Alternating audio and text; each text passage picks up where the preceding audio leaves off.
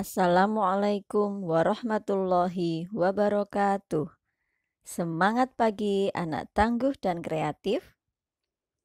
Hari ini kita akan belajar tema 7 kebersamaan, subtema 1 kebersamaan di rumah, pembelajaran 4. Marilah sebelumnya kita berdoa sebelum belajar. Bismillahirrahmanirrahim. Rabbi zidni ilma warzuqni fahma. Amin. Selanjutnya kita akan murojaah surat Al-Buruj ayat 6 sampai 10. A'udzu billahi minasyaitonir rajim. Idhum 'alaiha qu'ud wa hum 'ala ma yaf'aluna bil mu'minina syuhud. Wa ma naqamu minhum illa ayyuminu billahil azizil hamid. Alladzi lahu mulkus samawati wal ard. Wallahu ala kulli syai'in syahid. Innal ladzina fatanul mu'minina wal mu'minati summa lam yatubu falahum adzabu jahannama walahum adzabul hariq. Shadaqallahul azim. Anak-anak yang belum menyelesaikan setoran target hafalannya, yuk segera diselesaikan agar kalian tidak punya tugas yang terlalu banyak lagi. Ya, yang belum menyetorkan surat Al-Buruj, ayo disetorkan, dihafalkan. Buranum tunggu ya. Boleh dikirimkan ke Classroom atau ke WA Buranum. Baik anak-anak, sekarang kita mulai pembelajaran 4. Silakan dibuka halaman 21. Di sini ada sebuah dongeng. Nah, dongeng ini digambarkan dalam keempat gambar ini. Amatilah gambar-gambar berikut ini. Kemudian kalian beri nomor urut pada masing-masing gambar seperti contoh dari Buranum ya. Gambar yang pertama ini adalah seekor gajah yang terperangkap di dalam jurang. Kemudian dia meminta tolong kepada burung untuk membantunya supaya bisa keluar dari jurang. Kemudian burung itu menemui hewan-hewan yang lain untuk meminta pertolongan menyelamatkan gajah. Nah, kemudian hewan-hewan yang lain ini semuanya bergotong royong, bekerja sama, membantu mengeluarkan gajah dari jurang. Setelah gajah selamat, gajah kemudian mengucapkan terima kasih kepada teman-temannya. Nah, gitu ya anak-anak ya cerita dari dongeng ini. Kita lanjutkan halaman 22. Kebersamaan dalam keluarga dapat tercipta apabila di rumah saling menyayangi. Kakak sayang kepada adik, adik hormat kepada kakak, anak-anak patuh kepada ayah dan ibu. Kebersamaan juga tercipta karena anggota keluarga berbicara santun. Berbicara santun artinya berbicara sopan dan tidak kasar. Kakak adik tidak bertengkar. Kakak adik juga harus tolong-menolong. Tolong-menolong menciptakan suasana kebersamaan. Kebersamaan membuat hidup menjadi nyaman. Nah, sekarang di bawahnya kalian lihat ayah sedang membawa banyak barang. Aku lewat di depan ayah. Yang aku lakukan adalah membantu ayah membawakan barang. Itu yang seharusnya kalian lakukan ya. Jangan cuma diam dan melihat saja, tapi harus membantu. Yang kedua, adik bermain sendiri. Ibu sedang memasak di dapur. Yang aku lakukan adalah menemani adik bermain atau membantu ibu menjaga adik.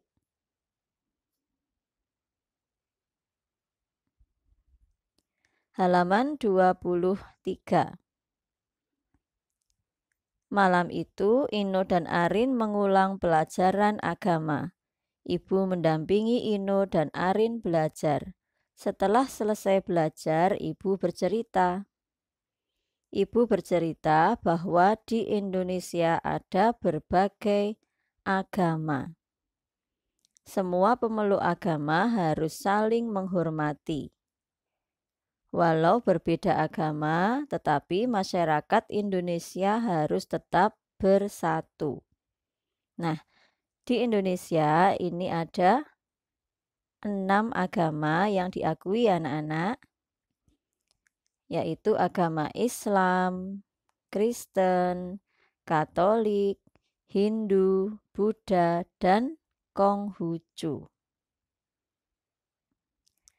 Kita akan mempelajari keragaman agama di Indonesia. Ini adalah tempat ibadah agama Islam. Namanya adalah masjid. Kemudian ini adalah tempat ibadah agama Kristen dan Katolik. Namanya adalah gereja.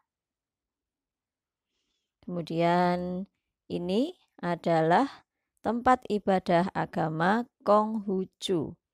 Namanya adalah kelenteng. Kemudian ini adalah tempat ibadah agama Buddha, yaitu wihara.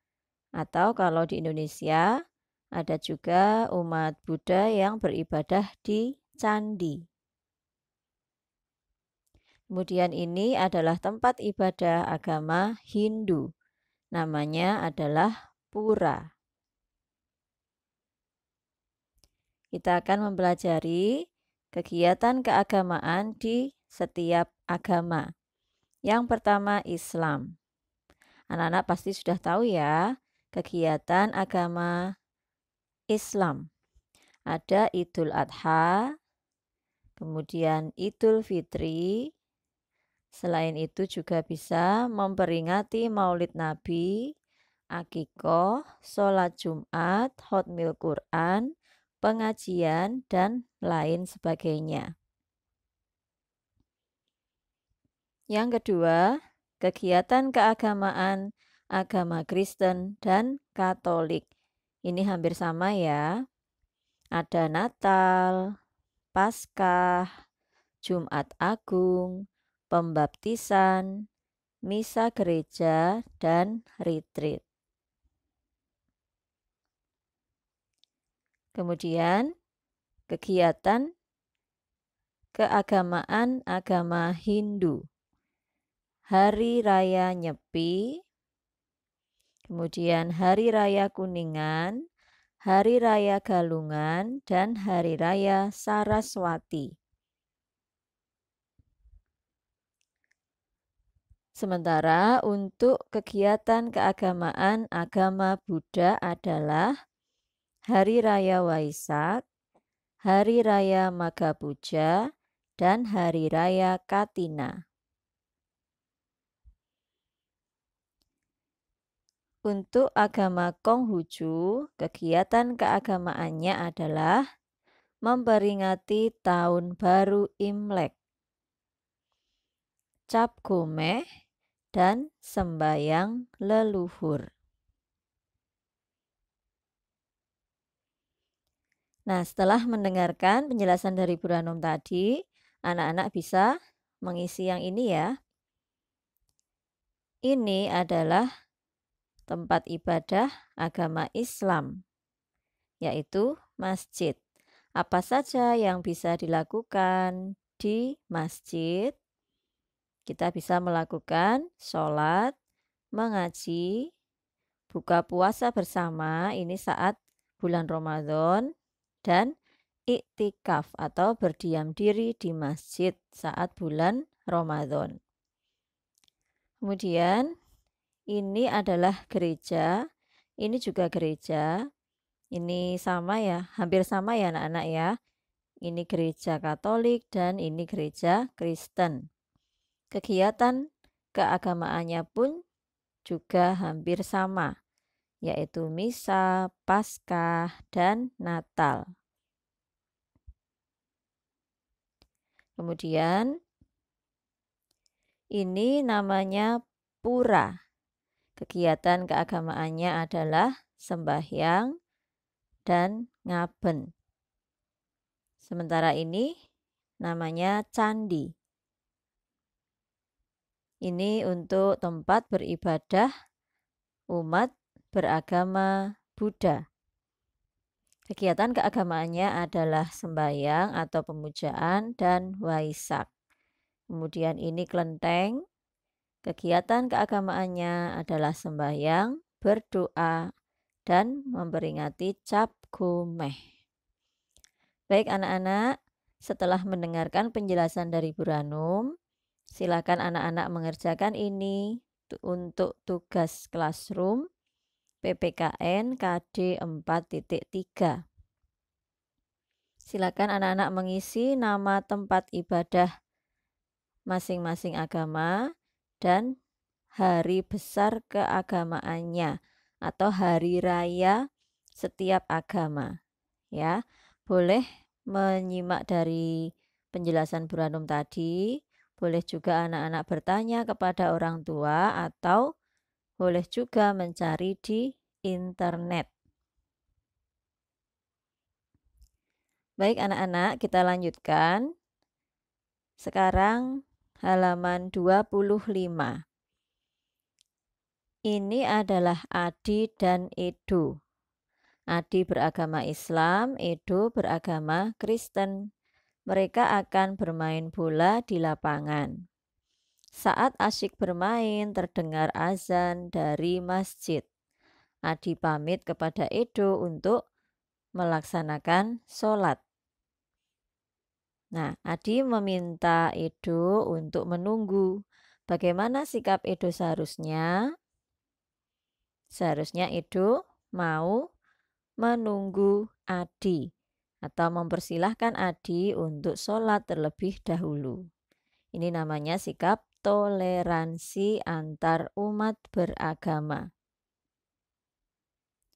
Oke, sekarang kita akan belajar muatan matematika ya. Perhatikan, Aldi mempunyai coklat. Kemudian Aldi memotong coklat tersebut menjadi 4 bagian sama besar. Nah, ini setelah dipotong, maka satu potongan coklat bernilai 1/4. 1/4 bisa juga kalian membacanya 1/4. Halaman 26. Silakan kalian mencari gambar yang mana saja yang mempunyai 4 bagian sama besar.